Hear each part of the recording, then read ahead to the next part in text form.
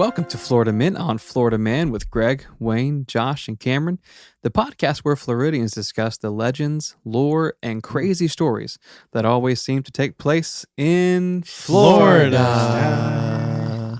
It was really cold this week, guys. Yeah. It got chilly. I had to wear a jacket. It was, I think, down to like 58 at one point in time. Oh, Freezing. Yeah. I contemplated moving. Yeah, we turned the heat on in our house, and you had that nasty smell. Absolutely. You know? Oh, yeah. Burning dust. Yeah, it's the worst. Burning dust. Burning dust. Get out of here. That's what they called it back in my day. We spent the whole week burning dust, waiting for these headlines to come around from Skinning Cameron. squirrels, burning dust.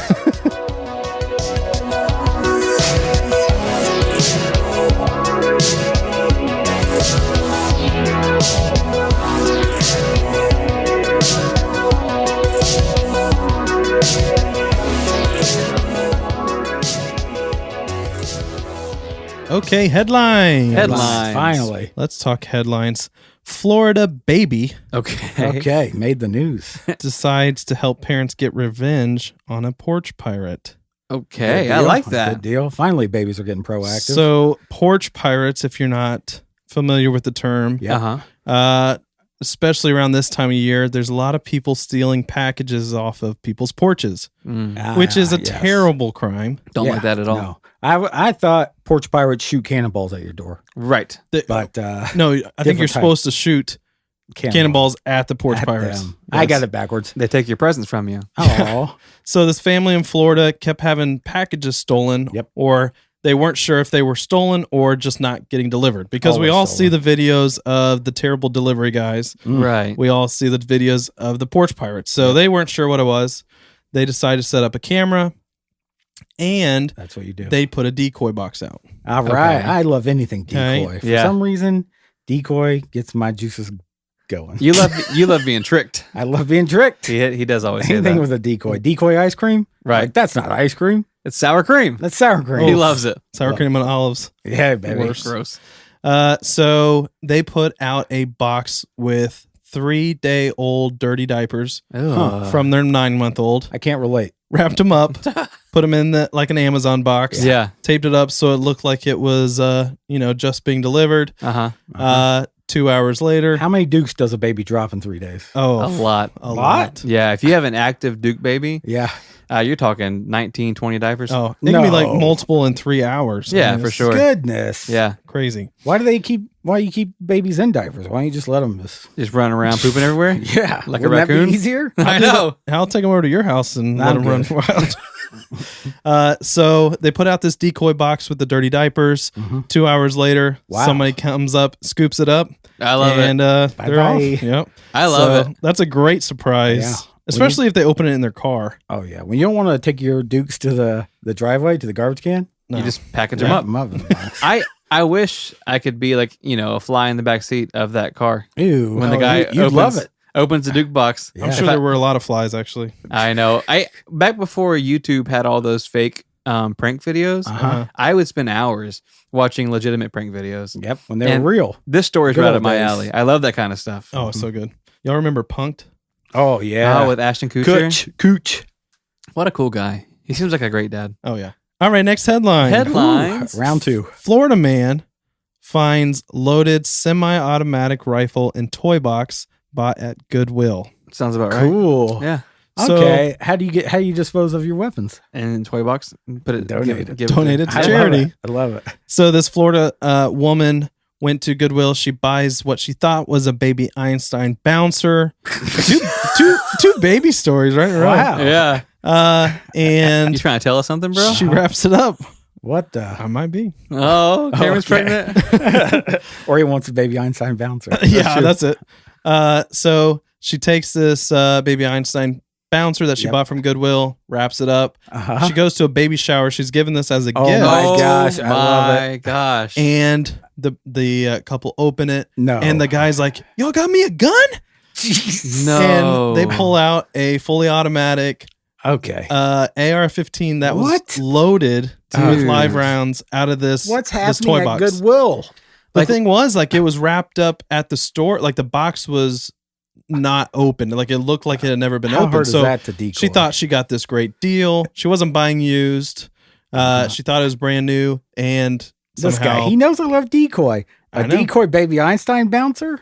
two and it's a decor gun? baby boxes in a row. Here's the thing, man. Like, I know we're laughing about this story, Yeah. but Oh, it's crazy. that's one safety trigger away from being a terrible headline. Yeah. You know what I mean? Like, you open up a kid's toy and there's a Kalashnikov inside, and you're just like, what's going Yeah. on? One 'Cause I bumpy always- road from a I bad put story. my hand in a box and I just start clasping. So just imagine if I would have clasped that trigger. I know. It's Yeah. terrifying. Nobody would have believed me No. that I didn't murder the whole baby shower. I know. Luckily, it went to the right people, as in they're like a military family. They knew what to do with it. They ended up calling police. Police good. at first said that they could just keep it after they ran like serial numbers and seems said, "Well, it's weird. clean." You can have it. Yeah, Is that but how they guns work? I don't We know. I can't guess if track it's got this a one clean down. serial number, It doesn't exist. It's like, It's all yours. you guys want to be its parents? God, You want to congrats. adopt? You want to adopt this gun? A gift from us to your baby. it came out with like blue powder. It's a boy. And that's actually a great gift. Like, I mean, if gun? she had just went with it and was like, "Here's a baby toy. Oh, yeah. Also, here's an AR-15." Yeah. I mean, they're pretty expensive. Home defense. Yeah. For your new and, baby. And I think in the Middle East, they celebrate by shooting it up in the air. They do. So That's true. We might as well do that here too. That's true. My uncle does that in the park. So they would have been like, thanks for the gun. Pop, pop, pop, pop, pop, pop.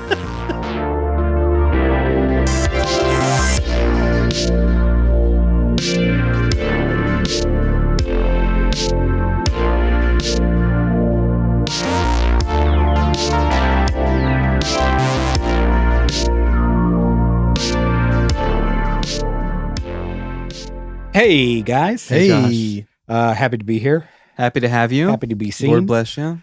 Today, no listener mail. I mean, we got some. I lit it on fire. It was boring. as dry is week? tradition. Yes. Okay.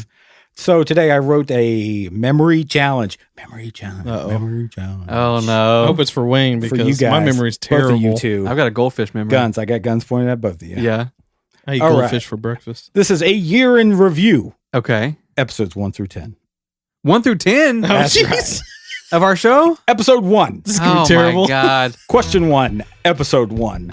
I read a news story about a church losing its non-profit Tabernacle. status. The Tabernacle. Why did it lose it? And what was the name of It it? was a club.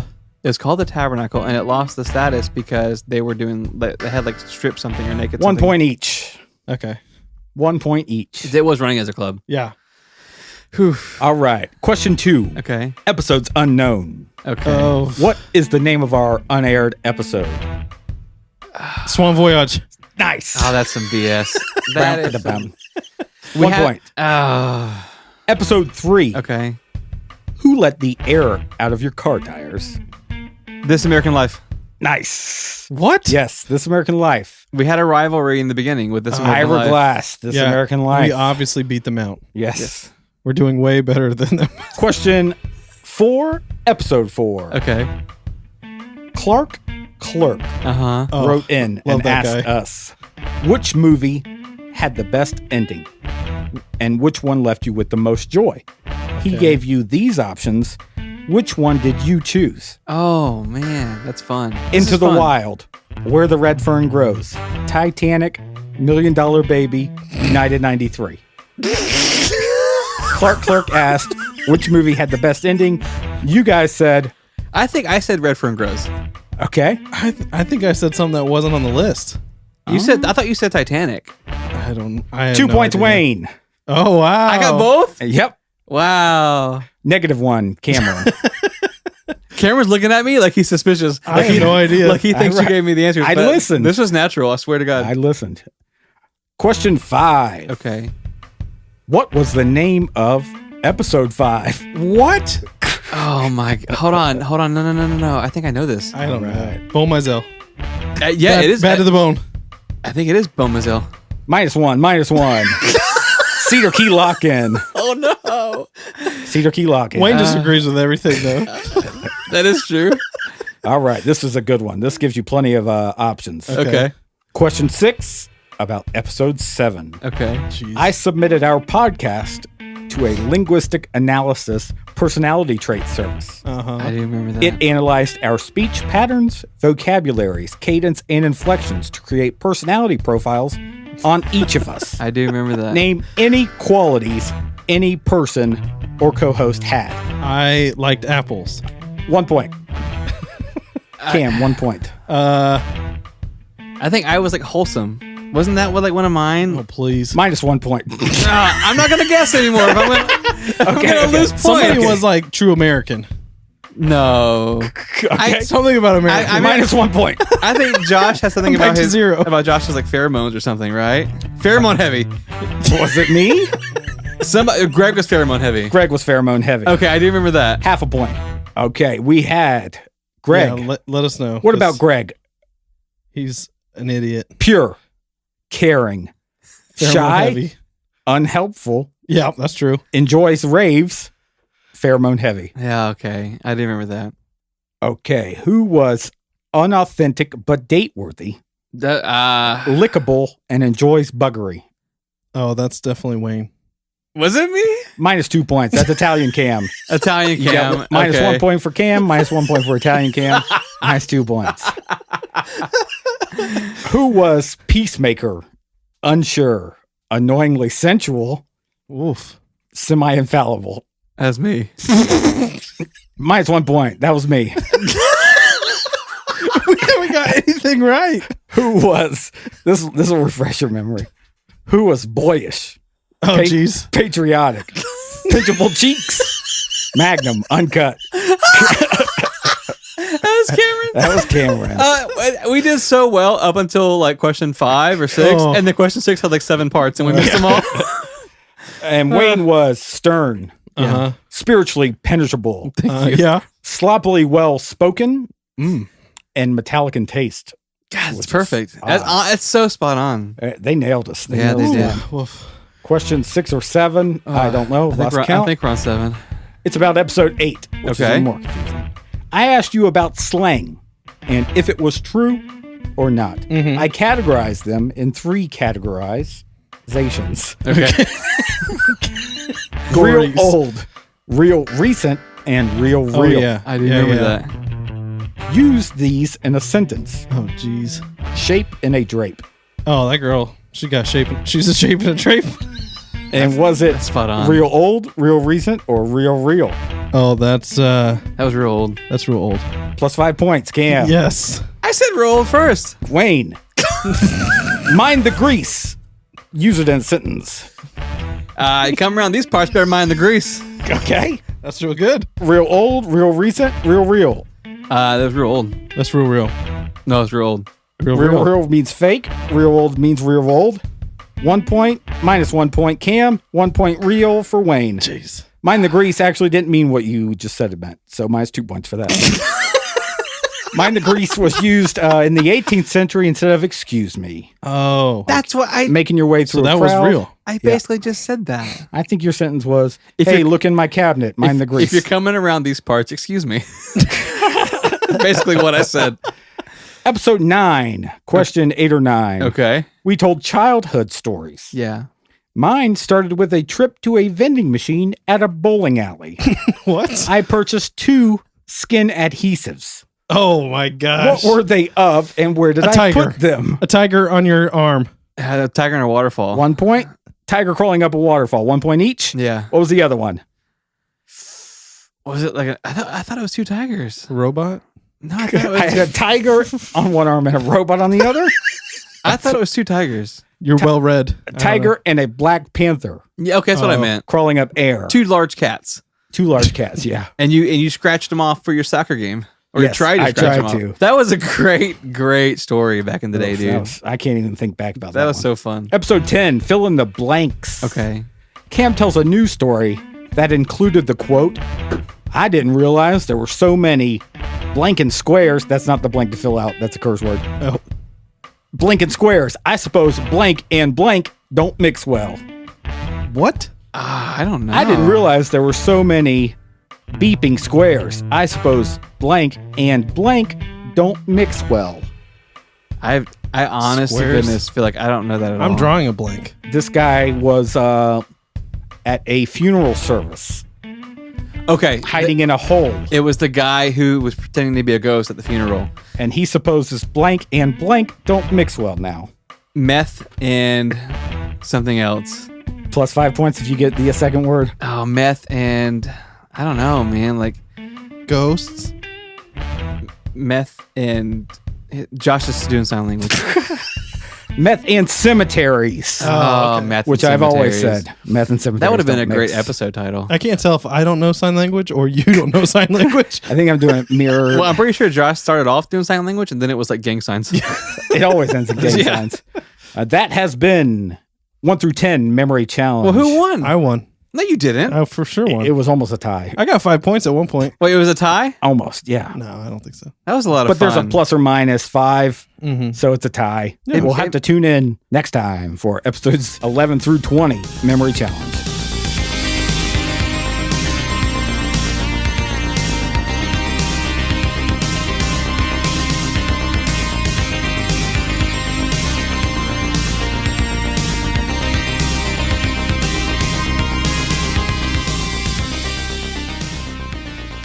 Jumpin' James Gavin was born March 22nd, 1907. Didn't expect Love it. that. I was so busy just enjoying the name. I didn't even listen to the date. 108 Jumping.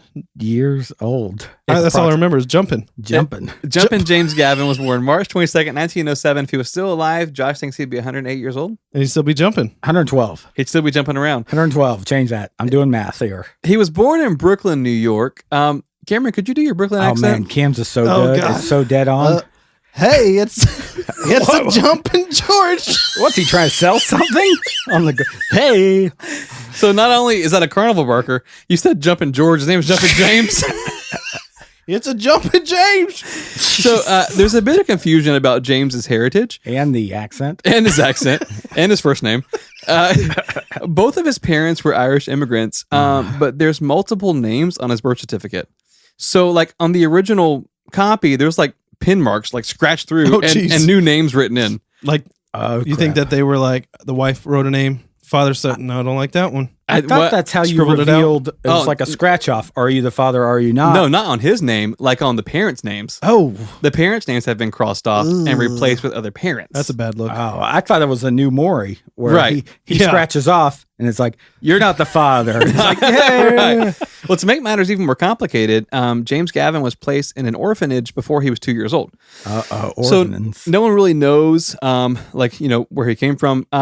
But the good news is he was only in the orphanage for about a year and a half, and then he was adopted by Martin and Mary Gavin, and they moved to Pennsylvania. So I was about to say, you know who hates spam calls? Who's that? Orphans. Because they have to answer, you know? I think it could be their parents. Could be. You never Okay. know. So James's first job was as a newspaper boy at the age of 10.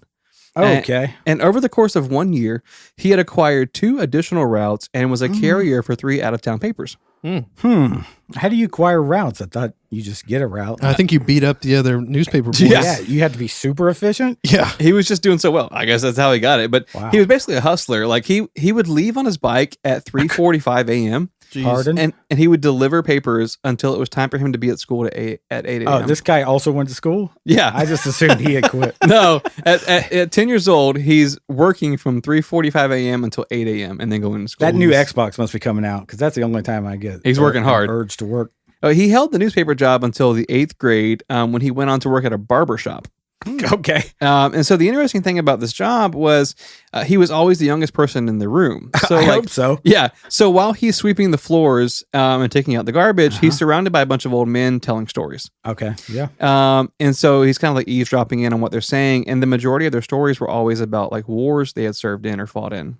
Naturally. And so, the stories about their time in service really fascinated James Gavin, but he was really interested in the stories of generals who would command troops from like miles away. Okay. Oh. So like in his 13-year-old mind, he felt like there was some sort of magic involved. Like for one man to tell 1,000 troops like, hey, go do this. And then they go do it and it happens. Like he just couldn't I really wrap his gotcha. head That's around true. that. Yeah, that is weird. I can't even get one person I know. to do that. Your wife? Yep. So as a young teen, when he would leave his job at the barbershop, he would basically read anything he could about like warfare, like Okay. Civil War. Like that's all he was interested in. That like, may night mean and day. she's the general, Cam. Right, right, exactly. Maybe I'm the one doing the Yeah. So James's adopted father was a coal miner, and even though he would work 14 hours a day, he still wasn't making enough money to pay the bills. So James had to quit school in the 8th grade And in addition to his job at the barber shop, he took a job at a shoe store as well. Goodness. How do you say you're thankful for being adopted? You go get 2 jobs. You go get 2 jobs. It's hard enough to work 2 jobs as an adult, but this kid's like 13 at this point. Goodness. Crushing 2 jobs. And so like the more he did this, like the more helpless he felt. And so he said he would kind of look around his town and he realized like, look, there's not a future here for me. Like This place is a dump. Yeah, I can't stay here. And he felt bad about leaving, but he knew he needed to get out. So in March of 1924, on his 17th birthday, he took the night train back to New York. He ran away. Nice. Oh, geez. He's going the wrong way for us, though. Can you I imagine know. an adult complaining to him? Like, man, this life is tough. And he's like, I got 2 jobs. What are you talking about? You got 1 job. I've been waking up at 3:30 in the morning since I was cannot 8 years That's old. the wrong kid to complain to. Yeah. And so the first thing he did when he arrived in New York was he sent a telegram to his parents to let them know that he's okay. Because he's afraid they're going to, call the police and think he's That's kidnapped. responsible. Right. So he says like, hey, I'm okay. And then the next thing he does is he goes looking for the United States Army Recruiter's Office. Okay. Yep. The problem is he's only 17. Oh. He's not old enough to serve. He couldn't do that in his town. So he lied. Yeah. Back then, you could just say, I'm a doctor and I'm 17. He literally just lied and said, no, I'm actually 18. Yeah. And they were like, welcome to the Army, boy. Yeah. It's going to be a good one. Good to meet another 18-year-old. It's weird. Everybody just turned 18. It's so strange. Exactly. So he knew his adoptive parents would never consent, and so that's what he had to do. And it worked like a charm because on April 1st, 1924, James Gavin was sworn into the U.S. Army and sent to Panama. Tropical. Panama City, Florida? Panama, amen. the place, not in Florida. No. So he was a great soldier. He was always the first one to volunteer to go on excursions. He was always cleaning up after like other people. Like he was just a really good guy. And in his free time, he would hang out in the library and just continue reading about like wars of the past. How do you say you're thankful for being sworn in? This guy, he's working so hard to prove it. His superiors like loved this about him. Yeah. But they realized that he had a significant lack of education. Right? I mean, like that's kind of the problem with this guy's Bro, resume. you're dumb. Yeah. That's what he says. Yeah, this guy's resume, it lacks education. And so when they basically said to James, like, his sergeant is the one who spoke to him and said, look, I know someone at the U.S. Military Academy at West Point. Okay. So if you study really hard and take these like entrance level exams, I can get you into the school. Okay. Wow. Absolutely. And so James kind of buckles in and he does that and he gets Of course he accepted does. into West Point. Yeah. And so when he was at West Point, again, he has to lie about his age and say he's 21 because he's only really 18, but he's been in the Army for a year and a half, for a while. And they like to sauce it up there at West Yeah. Point. Yeah, so he's like, I I'm can drink. He's like, I'm actually 21. And they're like, welcome to West Point, kid. Yeah. Good to meet another 21-year-old. Yeah, it's going to be great. And so to make up for his lack of education, James would wake up every morning at 3 a.m. Jeez. to read his textbooks in the bathroom because he didn't want to wake up his bunkmates, but that was the only place he could turn the light on. So the most courteous, and he was cleaning up Courteous after guy. them.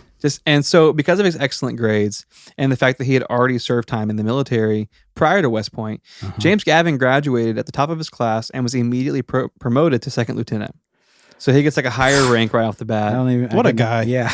And so while he was at West Point, he specialized in tactical warfare. That was like his bread and butter. That and sounds so fun. because of this, when he was stationed, he was sent all around the world, but only for like a few months at a time. Like he would go and train people and then be sent somewhere else. Tactical warfare? Right. Okay. And then he'd be sent somewhere So else. he'd analyze what's going on and be like, your tactics are all wrong. No, exactly. Because he said he found Yeah, some I know. disturbing trends while he was traveling. One being that the artillery that was being used was really old and outdated, and it was supposed to have been decommissioned after World War I, but they never did.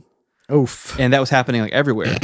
I would have think that. I don't think that would take a West Expired Point bullets. graduate. Yeah. He's like, we can't use These this are anymore. baby Einstein bouncers. Exactly. And then he also noticed there was a real lack of progressive tactics. Like no one was thinking ahead about future conflicts. They were always planning for conflicts that had already happened in the past. Like, well, this worked back then, it should work now. Yeah. We're going to stand in the line. Yeah. And if Get they the shoot at us, horses. we're going Right. to shoot at them. They were kind of stuck in their ways. And so James eventually requested temporary leave so that he could fly to Washington, D.C. with the intent on meeting with the top brass and discussing like new tactics and plan what he felt would be the combat of the future. Oh, scary. And so, but while he was in D.C., two very important things happened that interrupted his plans. One, he met and fell in love with a girl named Jean Duncan. Every time. That slowed everything down. And number 2, World War II broke out in Europe. Oh, That also slows things Yeah. down. And so these events kind of postponed his plans. And James knew immediately that with his expertise, he would be sent to European combat if America joined the global conflict. And so because of this, he really wanted to have things kind of with his wife, Jean, settled down. But neither one of them wanted to live in their hometowns. And so after considering multiple locations, they packed up their belongings and bought Give it to property us. in Give it to Central us. Florida. Amen, baby. High fives all around. Florida. The two were able to purchase a home and spend the next few years building relationships in their new community. And during this time frame, James would fly to and from DC and basically like do what he came back to do initially, plan new tactics with the generals and stuff. And he'd been studying the German advancement in Europe, and he told his superiors in Washington that should America get involved in this war, it won't do us any good to just copy the tactics of the Germans. Yeah. Up until that point, like all the American vehicles just matched what the Germans were doing. They weren't thinking ahead. It So was just Germans like, were ahead of the game. We were 100%. playing catch up. Like the American tank was like created in response to the Germans. We were being reactive. That's and exactly not it. proactive. So in order to separate ourselves from the Nazi forces, James Gavin suggested that we utilize progressive airborne strategies. Oh, I thought he was going to say paint American flags on everything. Because they were painting Nazi flags. That was on his second everything. idea. Yeah. He was like, we go paint over the Nazi flag, and then we legally own that vehicle. And they're going to be like, where's our tank? They can't That's use an it. American one. They can't use it anymore. And how did it get here? So all of the generals were like progressive airborne strategies. Like, please explain yourself. Clouds, bro. Yeah. So James suggested that we create airborne regiments fully equipped for battle that would enter the conflict via parachute. If I'm in a conflict, Yeah. I think I'm looking straight ahead. Right. And the next thing you know, beep boop, Boom, right on my shoulders. and And my neck gets snapped. piggyback ride. Yeah. Yeah. And he blinds me with his hands, and I'm like, who is it? America. So these elite soldiers would be dropped into hot zones to engage the enemy and open up areas previously unavailable to troops. Okay. So his superiors were hesitant, but they agreed to allow James to move ahead with this vision. And so in 1941, James began training at the parachute school in Columbus, Georgia. So this is a first. Like This is a using first. The paratrooper. This guy has this idea, but he doesn't even know how to parachute himself. So they Yeah. send him to parachute school. He's like, Jeez, I want that's scary. people just to jump out of planes and then do your thing. And they're like, well, you better go learn how to do that, buddy. And they're You like, wanna train us? we're gonna drop you into that volcano over there. And he's like, I didn't mean literal hot zones. Yeah, exactly. I meant high. I meant forest. Yeah. So within a month, he was assigned 100 soldiers to equip and train in his newfound school Push of out of planes. airborne warfare.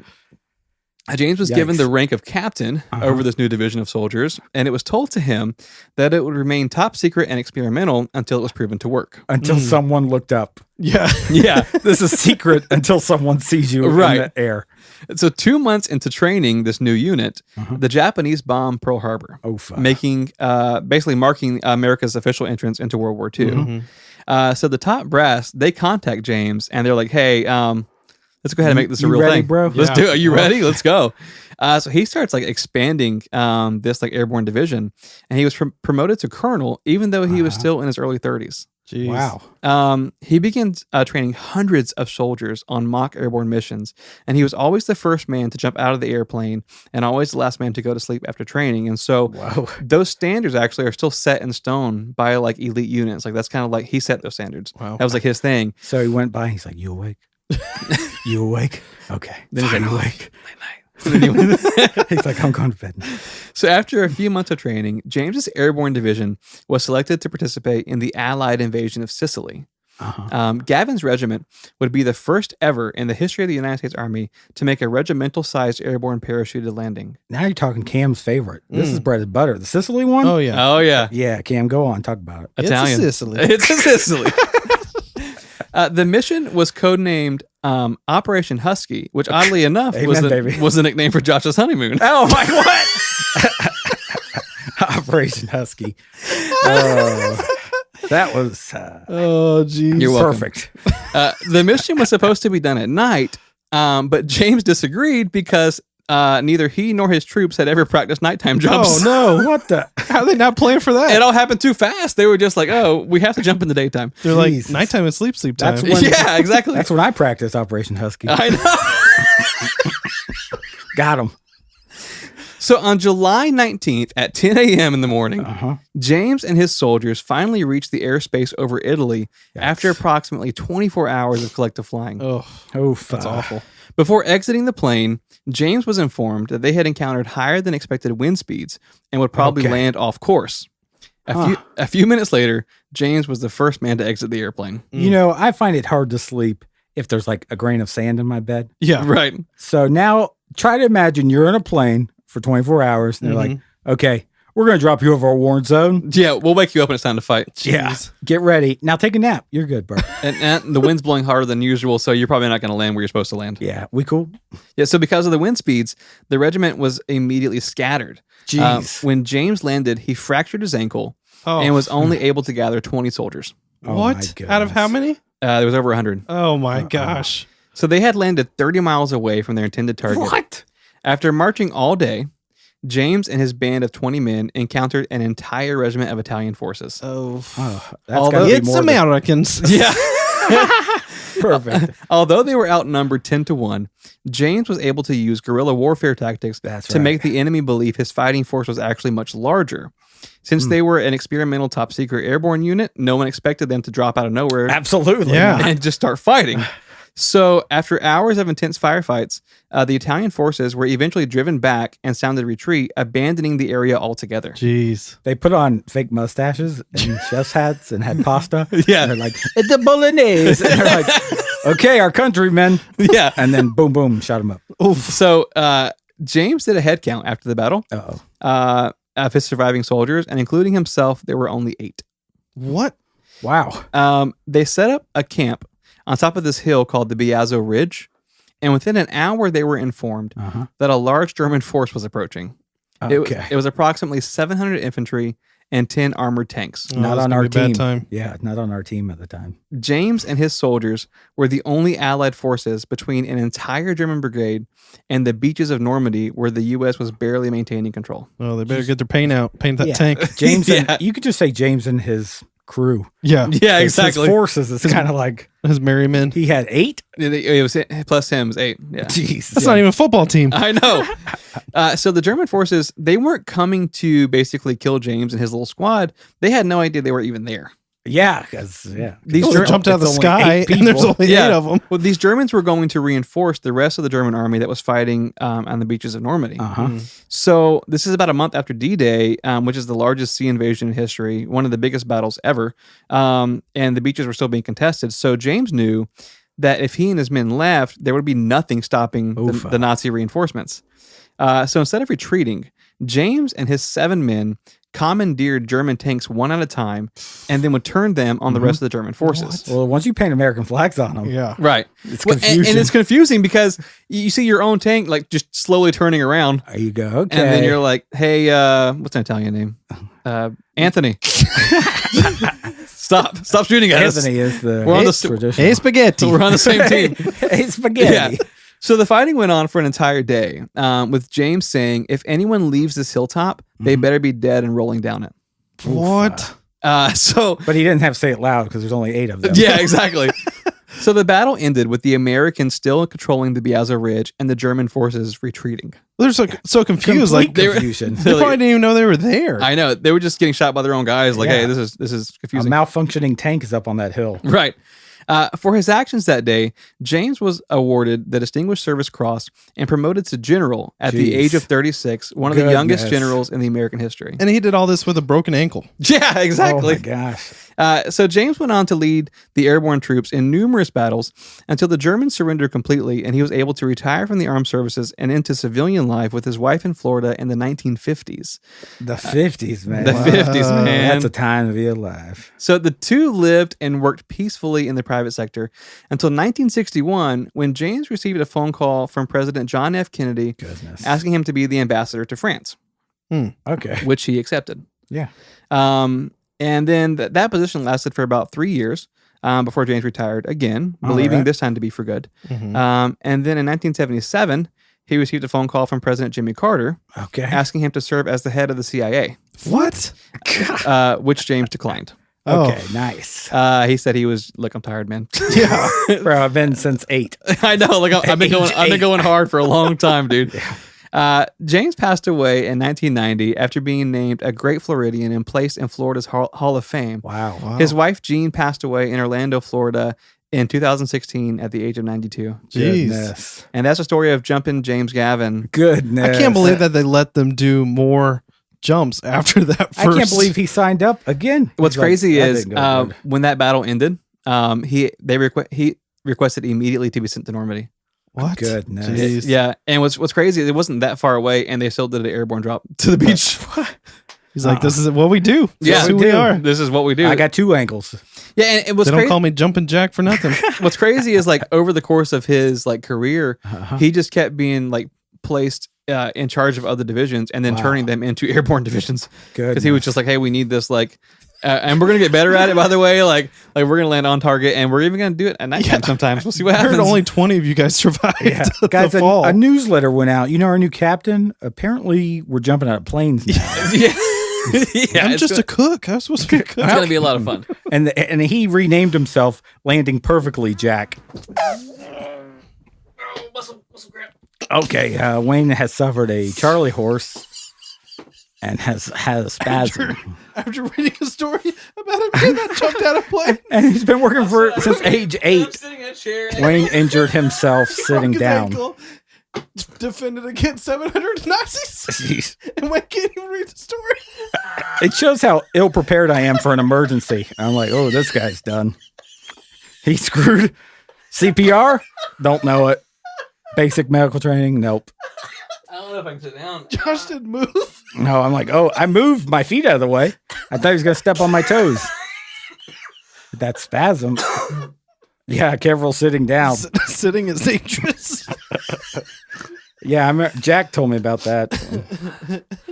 Okay, so Keep it, baby. yeah, listen, I just had the absolute worst muscle cramp and slid out of my chair. I thought you were getting possessed. And my two best friends just stared at me, let it happen as I melted onto the floor. You don't want to jump in that. No. Whatever demon's taking you. I don't want a part of that. That's true. But it's been a good week besides that. Besides my leg that was cramping good. up That's this good for season. me. A lot of fun. Love that quiz. Love those headlines with the babies. Leg demon. Oh, I know. Now my leg demon's got me just over here shaking. But we do love you guys. We appreciate you writing in constantly. Listen, Greg gets those emails Oof. and gets so excited. He forwards them to Josh. Yep. And then I forward them to you guys because yeah. you don't want any interaction with Greg. And I don't Right. read them. Well, they're just like, you guys are so encouraging, man, with your reviews on iTunes and your DMs on like Instagram and Twitter and stuff. So we really appreciate that. And if you haven't been, check out FMOFM.com. A lot of stuff happening there. Ooh, bio page. Yeah, a new bio page, movie reviews, travel blogs, interactive map, a lot of fun. And we also have social media across all major platforms, FMOFM Podcast. And if you believe in the show and you love what we do, you can donate at our website. At the bottom of the front page of FMOFM.com, there's a donation button, and it really helps the show out. So we do love you. Yeah, and we're trying to give our kids a good Christmas, so please donate. Absolutely, yeah. We don't want them getting a gun from Goodwill. No. We love you guys, and we will see you next week.